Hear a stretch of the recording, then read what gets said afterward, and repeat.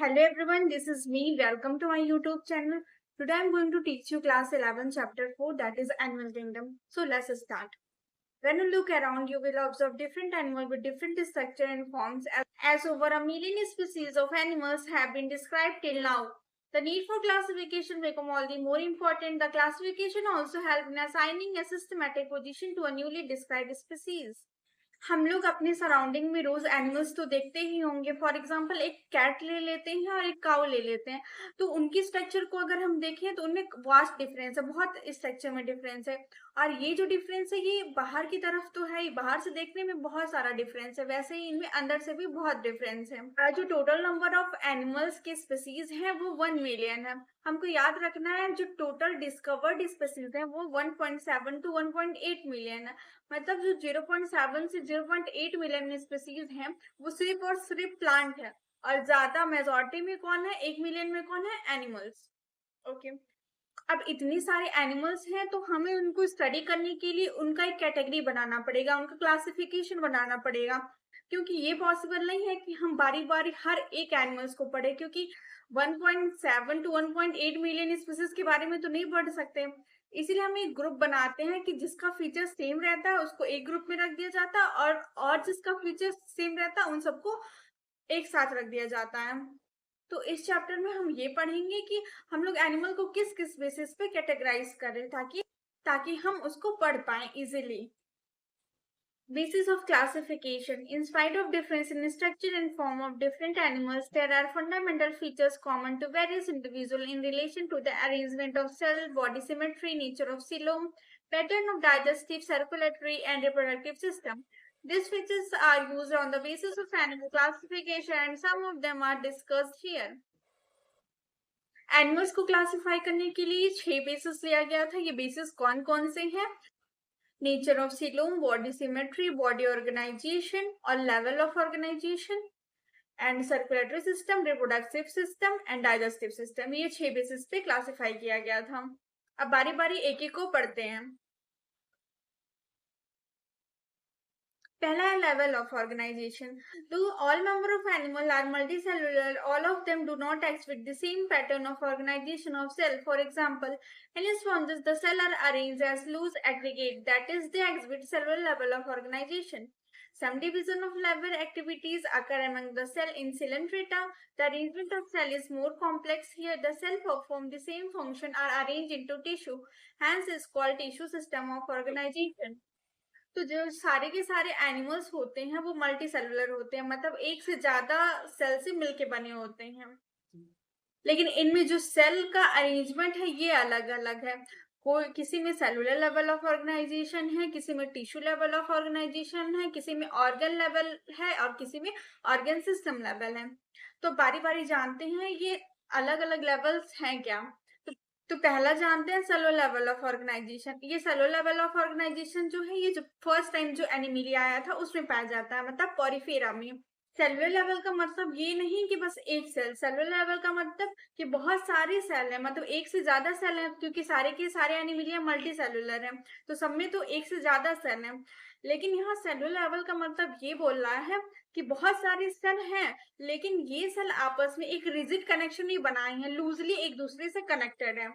तो cellular level किसमें पाया जाता है? पॉरीफेरा में। फिर आता है टिश्यू लेवल ऑफ ऑर्गेनाइजेशन। ये क्या होता है?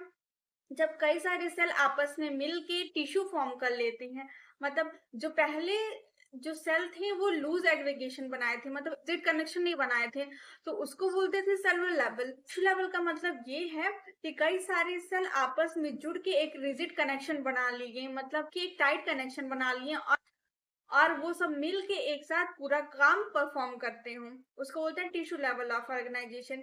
अब ये टिश्यू लेवल ऑफ ऑर्गेनाइजेशन किसमें पाया जाता है? तो हमारे पास एक है सिलेंट्रेटा, फिर है टिनोफोरा। एक बात याद रखना है कि जैसे जैसे हम लेवल ऑफ ऑर्गेनाइजेशन में ऊपर जाते रहेंगे, मतलब कि टिश्यू से ऑर्गन, ऑर्गन से ऑर्गन सिस्टम, जैसे ऊपर जाते रहेंगे बॉडी है वो कॉम्प्लेक्स होती जाएगी, क्योंकि पहले एक सेल था और वो आपस में जुड़े नहीं थे अच्छे से, फिर सेल आपस में जुड़ लिए तो टिश्यू बना लिए। अब कई सारे ऐसे टिश्यू आपस में जुड़ के ऑर्गन बना लेंगे और ऐसे ही कई सारे ऑर्गन आपस में जुड़ के ऑर्गन सिस्टम बना लेंगे। तो कॉम्प्लिसिटी बढ़ती जाएगी। A still high level of organization, that is organ level, is exhibited by member of platyhelminthes and other higher phyla, where tissue are grouped together to form organ, each is specialized cell for a particular function. तो level of organisation क्या है कि जब कई सारे tissue आपस में जुड़ के एक कॉमन वर्क परफॉर्म करें, होता है ऑर्गन लेवल। अब ये किसमें पाया जाता है? तो इसका एक ही एग्जांपल है प्लेटीहेल्मिन्थेस। तो प्लेटीहेल्मिन्थेस में कौन सा लेवल ऑफ ऑर्गेनाइजेशन देखा जाता है? Organ level. वो क्या है? Organ system. In animals like Annelida, Orthopoda, Mollusca, Eudemata, and Chordata, organs have associated to form functional system, each system concerned with the specific physiological function. This pattern is called organ system level of organization. Organ system in different group of animal exhibit various pattern of complexity. तो अब आता है organ system level. Organ system level क्या होता है? जब कई सारे ऑर्गन आपस में जुड़ के एक कॉमन वर्क परफॉर्म करें तो उसको बोलते हैं ऑर्गन सिस्टम लेवल। मतलब कि अब एक ऑर्गन का सिस्टम बन गया है तो ऑर्गन सिस्टम लेवल। जो सबसे कॉम्प्लेक्स बॉडी ऑर्गेनाइजेशन है वो कौन सा है? Organ system level. ठीक, भी एक सिस्टम की तरह काम करता है। तो जैसे कि कई सारे ऑर्गन आपस में मिलके डाइजेशन का काम करते हैं। For example, digestive system in platyhelminthes has only a single opening to outside of the body that serve as mouth and anus, and it hence called incomplete. A complete digestive system has two opening, mouth and anus. Similarly, the circulatory system may be of two type, open type and closed type. तो ये जो organ system है इसमें क्या होता है कि अलग अलग ऑर्गन आपस में जुड़ के एक सिस्टम बना लेते हैं। जैसे कि कई सारे डाइजेस्टिव ऑर्गन मिलके एक डाइजेस्टिव सिस्टम बनाते हैं। इसी तरह जो सर्कुलेटरी ऑर्गन है वो भी आपस में मिलके एक सर्कुलेटरी सिस्टम बनाते हैं। तो ऐसे ऐसे हमारी बॉडी में अलग अलग सिस्टम बन गया है। Digestive system. डाइजेस्टिव सिस्टम क्या होता है? तो डाइजेस्टिव सिस्टम की कई सारे जो डाइजेस्टिव ऑर्गन है वो आपस में मिलके एक सिस्टम बना लिए हैं। अब ये दो टाइप के होते हैं, एक ट्यूब विदिन ट्यूब, एक होता है ब्लाइंड साइड बॉडी प्लेन। अब ये एनसीईआरटी में नहीं दिया हुआ लेकिन उसका डिफिनेशन दिया हुआ है। पहला है blind side body plane. Blind side का मतलब कि हाँ, उस नाम से पता चला कि कुछ मिसिंग है। तो ब्लाइंड का मतलब कि मिसिंग है। तो ऐसे ऑर्गेनिज्म जिसमें एक ओपनिंग है और एक माउथ की तरफ यूज हो रहा है और एनस की तरफ यूज हो रहा है, तो इसको बोलते हैं ब्लाइंड सेक बॉडी प्लेन। दूसरा है tube within tube body plane. इसमें क्या है कि उनके पास दो पोर है, एनस अलग है और माउथ अलग है। ओके, तो ब्लाइंड सेक बॉडी प्लेन हमारा होता है पोरिफेरा में। उसके बाद ट्यूब विद इन ट्यूब है वो बाकी और सारे फाइलम में पाया जाता है, मतलब प्लेटिहेल्मिन्थेस के बाद, मतलब मेंथिस टू कॉर्डेट। अब आते हैं सर्कुलेटरी सिस्टम पे। सर्कुलेटरी सिस्टम भी दो टाइप के होते हैं, एक ओपन टाइप और एक क्लोज टाइप। क्लोज टाइप क्या होता है कि ब्लड को बॉडी में हर जगह ले जाने के लिए एक पाइप हो। अब वो पाइप क्या हो सकता है? वो तो वेन्स हो सकता है या फिर आर्टरी हो सकता है या फिर कैपिलरीज हो सकता है। तो ऐसे ऑर्गेनिज्म जिनके पास ब्लड को ले जाने के लिए कैपिलरीज और आर्टरी है तो उसको क्लोज सिस्टम बोलते हैं, हम क्लोज टाइप बोलते हैं। ऐसी ओपन टाइप क्या है कि ऐसे ऑर्गेनिज्म जिनके पास ट्रांसपोर्टेशन के लिए कुछ ना हो और जो ब्लड है वो डायरेक्टली टिश्यू और सेल में रहे। दूसरे टॉपिक पे आते हैं बॉडी सिमेट्री पे। Animal can be categorized on the basis of their symmetry. Responses are mostly asymmetrical, that is, any plane that passes through the center does not divide them into equal halves. Then any plane passing through a central axis of the body divide the organism into two equal halves, that is called radial symmetry. Coelenterata, Ctenophora and Echinodermata have this kind of body plane. Animal like Annelida, Orthopoda, etc., where the body can be divided into identical left and right halves, one plane exhibit bilateral symmetry. पहला है asymmetrical. Asymmetrical example है sponges का। तो sponges की body को अगर हम काटते हैं बीच से तो उसमें दो इक्वल हाफ्स नहीं मिलेगा, मतलब उनकी बॉडी दो इक्वल पार्ट में नहीं डिवाइड हो पाएगी। दूसरा है बायलैटरल सिमेट्री। बायलैटरल सिमेट्री क्या है कि अगर हम किसी एक प्लेन से बॉडी को कट कर रहे हैं तो वो इक्वल पार्ट में डिवाइड हो जाए। अब ये किसमें पाया जाता है? से लेके क्वाड्रेट तक पाया जाता है। फिर दूसरा है रेडियल सिमेट्री। रेडियल सिमेट्री क्या है कि अगर हम बॉडी को कट करते हैं किसी भी एक्सिस से या फिर हॉरिजेंटली या फिर वर्टिकली या फिर किसी और एक्सिस में तो ये इक्वल पार्ट में डिवाइड हो जाते हैं। इसको बोलते हैं रेडियल सिमेट्री, मतलब रेडियस के अलाउंड किसी भी डायरेक्शन से कट करें तो ये इक्वल प्लेन में डिवाइड हो जाते हैं। अब ये किसमें पाया जाता है? तो इसके पास तीन एग्जाम्पल है। कौन कौन से? टीनोफोरा, सिलेंट्रेटा और ऐसे ही काइनोडर्मेटा जो कि एडल्ट हो चुके हैं। अब आते हैं तीसरे टॉपिक पे, that is diploblastic and ट्रिप्लोप्लास्टिक organism. Animal in which the cell are arranged into two embryonic layer and external ectoderm and internal endoderm are called diploplastic animal. Example, Coelenterata. An undifferentiated layer mesoglea is present in between the ectoderm and endoderm. तो पहला था diploblastic. Diploblastic क्या होता है? Diploblastic को समझने के लिए हम ह्यूमन रिप्रोडक्शन में चलते हैं। फर्टिलाइजेशन के बाद, तो जब फर्टिलाइजेशन होता है मतलब कि मेल और फीमेल गैमेट मिलते हैं, फिर उस फर्टिलाइजेशन के बाद जाइगोट बनता है। ये जाइगोट डिवाइड करके 2 से 4, 4 से 8, 8 से 16 सेल स्टेज बनाता है। उसके बाद एम्ब्रियो बनता है। अब ये जो एम्ब्रियो है यही 3 जर्म लेयर बनाते हैं, एक्टोडर्म, मेसोडर्म और एंडोडर्म। तो ऐसे ऑर्गेनिज्म जिनके पास एक्टोडर्म और एंडोडर्म के बीच में मेसोडर्म ना हो उनको बोलते हैं डिप्लोप्लास्टिक। डिप्लोप्लास्टिक मतलब 2 ही लेयर, 2 ही ब्लास्ट हैं। और अब इनके पास मेसोडर्म तो नहीं होता लेकिन एक दूसरा लेयर प्रेजेंट होता है, उसको बोलते हैं मेसोग्लिया। तो दूसरा है ट्रिप्लोप्लास्टिक। ट्रिप्लोप्लास्टिक क्या है? ट्रिपल मतलब तीनों प्रेजेंट होंगे। तो ऑर्गेनिज्म जिनके पास एक्टोडर्म, एंडोडर्म और उनके बीच में मेसोडर्म हो, ऐसे ऑर्गेनिज्म को ट्रिप्लोप्लास्टिक बोलते हैं। ओके। अब डिप्लोप्लास्टिक किसमें प्रेजेंट होता है? तो डिप्लोप्लास्टिक तुम्हारा सिलेंट्रेटा और टिनोफोरा में होता। बाकी जो प्लेटिहेल्मिन्थेस से कॉर्डेट तक है उनके पास होता है तुम्हारा ट्रिप्लोप्लास्टिक। अब आते हैं दूसरे टॉपिक पे, that is coelom.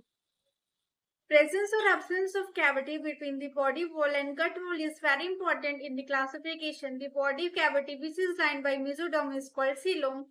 Annual possessing coelom are called coelomates. Example, Annelida, Mollusca, Arthropoda, Echinodermata, Hemichordata, and chordates. In some animals, the body cavity is not lined by mesoderm. Instead, the mesoderm is present as scattered pouches in between the ectoderm and endoderm. Such a body cavity is called pseudocoelomate and the animal possessing them are called pseudocoelomate. Example, escarments. The animal in which the body cavity is absent are called acoelomate. Example, platyhelminthes. Coelom का मतलब होता है body cavity, मतलब cavity means कुछ खोखला, means space. अब एक चीज याद रखना है कि जो ट्रिप्लोप्लास्टिक एनिमल होते हैं उन्हीं में सीलोम पाया जाता है, क्योंकि ट्रिप्लोप्लास्टिक एनिमल में मीजोडर्म होता है। यही जो मीजोडर्म होता है यही स्प्लिट करके कैविटी बनाता है बॉडी वॉल और गट वॉल के बीच में। तो ऐसे ऑर्गेनिज्म जिनके पास मीजोडर्म है वो क्या बनाएंगे? सीलोम बनाएंगे। तो ऐसे ऑर्गेनिज्म जिनके पास मीजोडर्म है वही स्प्लिट करेंगे और ये सीलोम का फॉर्मेशन करेंगे। हम लोग 3 टाइप के सीलोम पढ़ेंगे, एक ए सीलोमेट, एक सूडो सीलोमेट और एक सीलोमेट। तो पहला है ए सीलोमेट। ए का मतलब अब्सेंट। ऑर्गेनिज्म जिनके पास बॉडी कैविटी नहीं है उसको बोलते हैं ए सीलोमेट। जैसे कि जो प्लेटिहेल्मिन्थेस है वो ट्रिप्लोप्लास्टिक है, पहला ट्रिप्लोप्लास्टिक एनिमल है। ये पहला ट्रिप्लोप्लास्टिक एनिमल है, मतलब कि मेसोडर्म पहली बार आया है। तो अब यहाँ पे जो मेसोडर्म है वो स्प्लिट नहीं कर पाता, क्योंकि अगर हम पहला पहला कोई काम करने जाते हैं तो उतना इफेक्टिवली नहीं हो पाता है। तो जो प्लेटिहेल्मिन्थेस है वो ए सीलोमेट है। उसके बाद एस्केल्मेंट्स में क्या होता है? मेसोडर्म स्प्लिट तो करता है लेकिन अच्छे से नहीं हो पाता है। क्यों? क्योंकि इनमें जो मेसोडर्म होता है वो स्कैटर्ड पाउचेस की तरह प्रेजेंट होते हैं, एक लेयर नहीं प्रेजेंट होता है इसमें। तो सीलोमेट वो होता है जिनके पास मेसोडर्म हो और ये मेसोडर्म स्प्लिट करके बॉडी वॉल और गट वॉल के बीच में स्पेस बना ले, इसको कहते हैं सीलोमेट्स। तो एनिलीडा से लेके कॉर्डेट तक सबके सब सीलोमेट्स होते हैं। Segmentation. In some animal the body is externally and internally divided into segment with serial repetition at least some organ. For example, in earthworm, the body shows this pattern called metameric segmentation and the phenomena is called metamerism. तो segmentation क्या होती है? ऐसे organism जिनकी body compartment में divide होती है, अंदर की तरफ भी बाहर की तरफ भी, और उसमें एक स्पेसिफिक ऑर्गन होता है, उसको बोलते हैं सेगमेंटेशन। और ये जो सेगमेंटेशन है ये सारे फाइलम में देखने को नहीं मिलता, ये बस 3 फाइलम में देखने को मिलता है। कौन कौन से? Annelida, Arthropoda and some chordates में। ओके।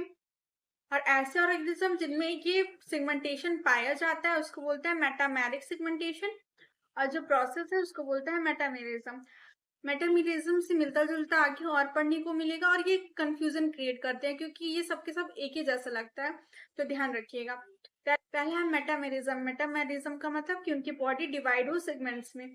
दूसरा है मेटास्टैसिस। मेटास्टैसिस क्या होता है? ये हम लोग ह्यूमन हेल्थ एंड डिजीज में पढ़े। वो मेटास्टैसिस कैंसर होता है, कैंसर का टाइप होता है। और तीसरा है मेटाजेनेसिस। मेटाजेनेसिस अभी सिलेंट्रेटा में ही पढ़ेंगे। मेटाजेनेसिस क्या होता है कि उनकी जो बॉडी होती है वो एक फॉर्म से दूसरे फॉर्म से पहले फॉर्म में कन्वर्ट होती रहती है। पॉलिप से मेडुसा, मेडुसा से पॉलिप।